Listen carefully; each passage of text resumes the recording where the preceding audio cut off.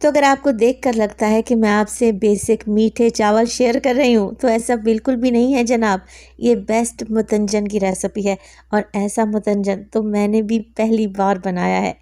मैं आपको रेकमेंड करूँगी कि रबीउल अव्वल के इस महीने में एक बार ये ज़बरदस्त मुतंजन ज़रूर बनाएं। बिस्मिल्लाहिर्रहमानिर्रहीम, अस्सलामुअलैकुम। खुश रहें, आबाद रहें, जहाँ भी रहें हैप्पी रहें और हेल्दी रहें। तो मैं हूँ फ़ायज़ा और वेलकम करती हूँ आपको चटपटे पकवान में। आज आपसे परफेक्ट 1 किलो मुतंजन की रेसिपी शेयर करूँगी। चावल कौन सा इस्तेमाल करेंगे, कलर कब और कैसे डालना है और इसमें चीनी कितनी डलेगी, सारी डिटेल्स आपको दूंगी। बस आपने करना क्या है, रेसिपी को एंड तक देखें और रेसिपी अच्छी लगे ना तो प्लीज़ लाइक भी कर दें। तो परफेक्ट देगी मुतंजन बनाने के लिए सबसे पहले तो मेरे पास है 1 किलो के बराबर चावल। मुतंजन या फिर जर्दा में हमेशा सेला चावल का इस्तेमाल किया जाता है। अच्छा, सेला चावल भी आप लोगों ने अच्छी क्वालिटी के लेने हैं। मैंने तकरीबन इन्हें 380 पर केजी के हिसाब से लिया है। अच्छी क्वालिटी के चावल होंगे तो जर्दा या मुतंजन भी बेस्ट बनेगा।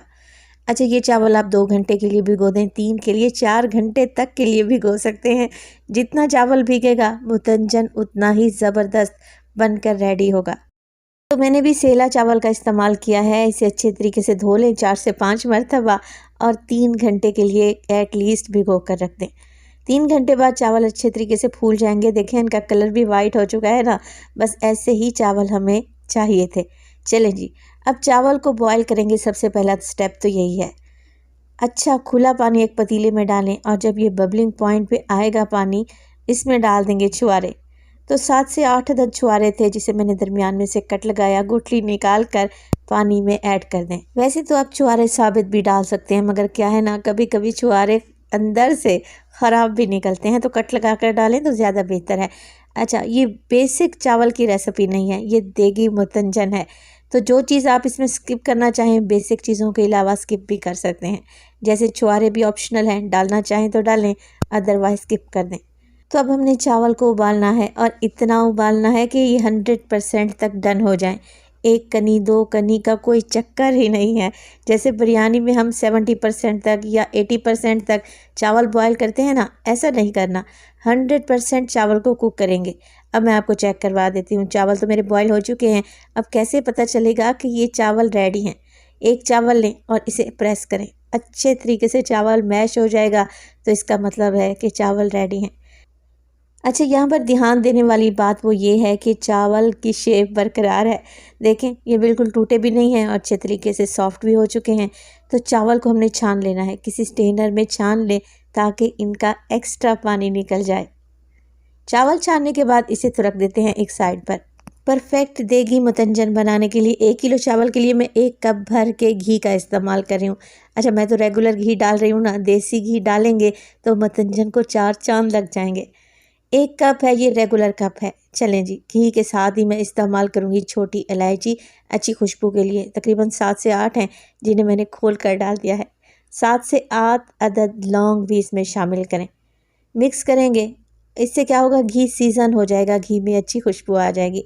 तो जैसे ही घी गर्म हो जाएगा, इलायची कड़कड़ाने लगेगी, तब मैं इसमें डाल दूँगी किशमिश और कोकोनट को मैंने काट कर रखा हुआ था। तो ये 3 टेबलस्पून के करीब किशमिश है और कोकोनट है तकरीबन 2 से 3 टेबलस्पून जिसे मैंने काट कर रखा हुआ था। ये ड्राई कोकोनट है। अब हमारी ज़बान में तो इसे खोपरा कहते हैं, आप लोग क्या कहते हैं कमेंट सेक्शन में लाजमी बताएं।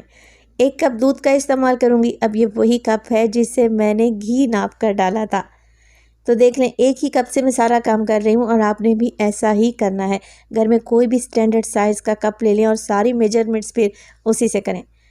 4 कप के बराबर मैं इसमें चीनी डालूँगी। वैसे तो 1 किलो चावल के हिसाब से चीनी भी 1 किलो ही डलेगी, मगर चावल में अगर 800 ग्राम तक आप चीनी डालते हैं ना, परफेक्ट मीठा रहेगा और यकीन करें मुतंजन खाने को दिल करेगा।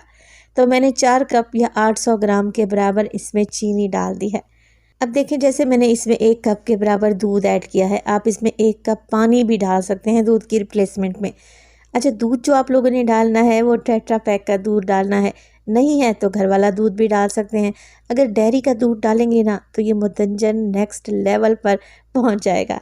चलें जी, मिक्स कर लेते हैं। मीडियम टू लो फ्लेम पे चीनी को घुलने दें। चीनी का दाना घुलेगा और ऐसा झागदार सा मटेरियल हमारे पास आ जाएगा। अब आप लोग चम्मच की मदद से देखें, चीनी का दाना घुल गया है तो तब हम इसमें डालेंगे केवड़ा एसेंस। केवड़ा वाटर है तो वो भी शामिल कर सकते हैं। मेरे पास एसेंस रखा था तो मैंने तकरीबन हाफ़ टी स्पून के करीब ऐड कर दिया है। ये किसी भी ग्रॉसरी शॉप से आपको आराम से मिल जाएगा। मिक्स करें और अब इसमें डालेंगे चावल। अच्छा, गाढ़ा सा शीरा तैयार हो चुका है। फ्लेम को मैंने मीडियम टू लो रखा है। चावल जो हमने छान कर रखे हुए थे वो सारे के सारे ऐड कर दें। और इसी स्टेज पर अगर तो रेसिपी आप लोगों को ज़रा बराबर भी अच्छी लग रही हो, प्लीज़ रेसिपी को लाइक कर दिया करें और रेसिपी को एंड तक देखा करें। अल्लाह पाक आप सब लोगों को सलामत रखे। तो चावल डालने के बाद हमने इसे मिक्स करना है। अब मिक्स करने का तरीका भी देख लें। एक साइड से मैं चम्मच लेके जा रही हूँ और सेंटर में से निकाल रही हूँ। इससे क्या होगा, चावल टूटेंगे नहीं। और मतंजन बनाने के लिए हमेशा खुले पतीले का इस्तेमाल करें ताकि मतंजन खिला खिला सा बने। तो चावल को हल्के हाथ से मिक्स करें और इसी स्टाइल से मिक्स करें। एक साइड से चम्मच लेके जाएं और सेंटर में से निकालें। जब सारे चावल मिक्स हो जाएंगे ना तो फ्लेम को हाई कर दें। अब मैं आपको दिखाती हूँ कि चावल में कितना पानी मौजूद है, क्योंकि मैंने इसमें दूध भी डाला था और चीनी ने भी तो अपना पानी छोड़ा है ना। तो इसी पानी को हमने ड्राई करना है। फ्लेम को थोड़ा सा हाई कर लेंगे और इस पानी को ड्राई होने देंगे। साथ के साथ चम्मच भी चलाते रहें ताकि ये मीठा नीचे ना लगे। तो शीरे को ड्राई होने में 5 से 6 मिनट लग जाएंगे। अब मैं आपको चेक करवा देती हूँ। ऊपर से तो चावल ड्राई हो चुके हैं। हल्का सा कढ़ाई के पेंदे में आपको शीरा नज़र आ रहा होगा। बस इतना सा शीरा बाकी रह जाए ना तो हम चावल को दम पे लगाएंगे। तो बिल्कुल लो फ्लेम कर दें, कवर लगाएं और तकरीबन 20 से 25 मिनट के लिए मतंजन को दम पे लगा दें। अच्छा, यहाँ पर मतंजन के मेरे पास कुछ लवाजमात भी हैं। छोटे साइज़ के रसगुल्ले या चमचम है मेरे पास 3 डिफरेंट कलर्स के। इसके अलावा बादाम है जिनका छिलका मैंने उतार लिया था। टूटी फ्रूटी है और ये साइड पे जो रखे हैं ना अंगूर की तरह नज़र आ रहे हैं। आई थिंक ये आंवला का मुरब्बा है। वैसे मुझे इसका परफेक्ट नाम पता नहीं है। चलें जी, अब यहाँ पर 25 मिनट टोटल हो चुके थे और चावल को अच्छे तरीके से दम आ चुका है। मैं आपको चेक भी करवा देती हूँ। देखें कैसे खिले खिले से चावल नज़र आ रहे हैं ना। तो अब हमने इस पर कलर डालना है। अगर आप पहले कलर ऐड कर देते तो सारा कलर फैल जाता। तो इस तरीके से चावल जब दम पे आ जाएं तो हमने क्या करना है, फ्लेम को ऑफ कर देना है और डालने हैं इस पर कलर्स। तो मैं 4 कलर्स का इस्तेमाल कर रही हूँ, पिंक, ग्रीन, जर्दा फूड कलर और लाइट येलो फूड कलर, जिसे मैंने पानी में घोल कर रखा हुआ था। थोड़ा थोड़ा सा कलर डालते जाएं और फैला कर डालें। टूटी फ्रूटी डालेंगे, आंवले का मुरब्बा डालेंगे। इसके अलावा बादाम जो मैंने छील कर रखे हुए थे उन्हें भी शामिल करेंगे।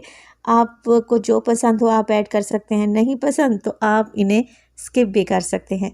अच्छा, यहाँ पर मेरे पास खोया भी था तकरीबन 1 पाव के करीब, तो खोया भी लगा दूंगी मैं। तो अगर इस तरीके से आप लोग मतंजन बना लेते हैं तो यकीन करें कोई यकीन भी नहीं करेगा। ऐसा लगेगा किसी मैरिज हाल से ये चावल आए हैं।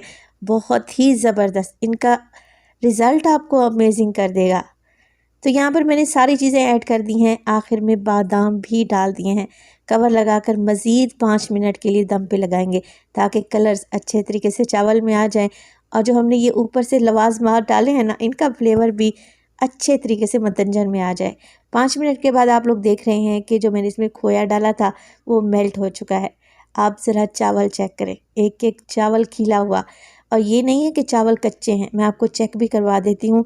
जो लोग कहते हैं ना कि मैं कच्चे चावल पकाती हूँ, तो आप लोग देखें चावल बेहतरीन तरीके से गला हुआ है, एकदम मैश हो रहा है।